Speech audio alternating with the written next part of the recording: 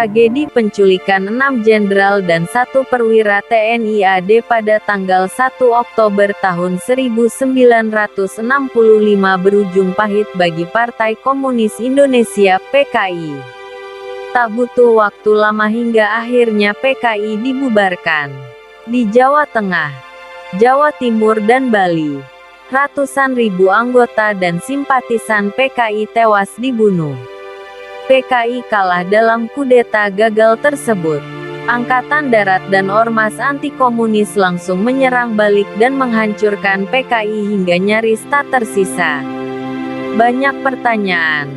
Seandainya saat itu gerakan G30S berhasil dan PKI yang menang, kira-kira apa yang bakal terjadi?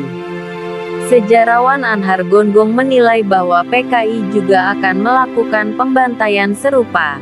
Bahkan bisa jadi lebih brutal.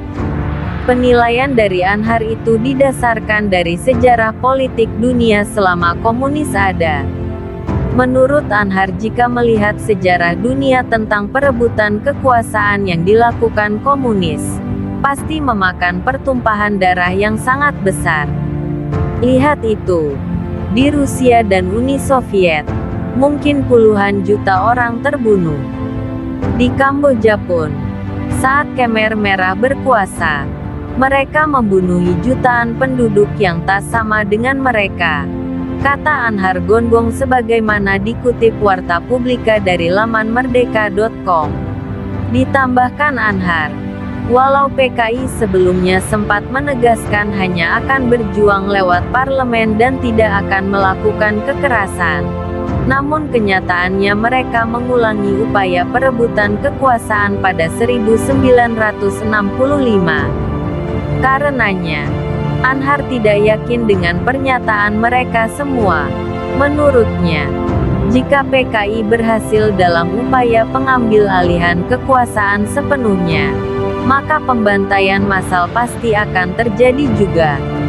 Kebetulan saja yang menang tahun 1965 adalah Soeharto, sehingga PKI yang dibantai. Sebuah sejarah kelam yang pernah terjadi di negeri ini. Kenyataannya pasti seperti itu. Tahun 1965 itu, tinggal siapa yang saat itu menang saja, katanya. Pembersihan anggota PKI di seluruh Indonesia, terutama di daerah Jawa Tengah dan Jawa Timur, dilakukan oleh TNI dibantu ormas dan warga anti-komunis. Resimen para komando Angkatan Darat yang dipimpin Kolonel Sarwo Edi Wibowo melatih para pemuda yang mau melawan komunis. Sejarah mencatat, banyaknya versi soal jumlah korban usai geger 1965-an itu. Mulai dari 78.000 hingga 500-an ribu, bahkan ada yang menyatakan sampai jutaan orang tewas dalam tragedi itu. Sekian, terima kasih. Jangan lupa like, komen, dan subscribe agar mendapatkan informasi dan opini sejarah dari channel Warta Publika.